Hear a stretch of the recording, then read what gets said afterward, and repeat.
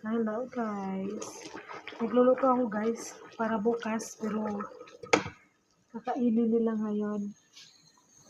Ayan o. Niluto ko yan guys para bukas sana. Kaso dumating yung isang amo.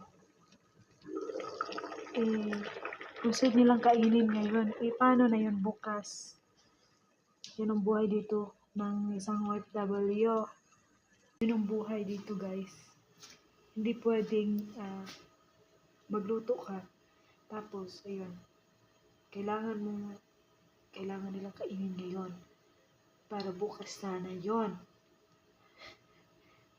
Baka may magawa kasi sila ang amo eh. Amo kasi sila. Kaya susunod lang kami. Ganan. Buhay OFW. Sunod ng sunod. Siya nagsasahod. Nagbibigay ng sahod. Kaya sumunod.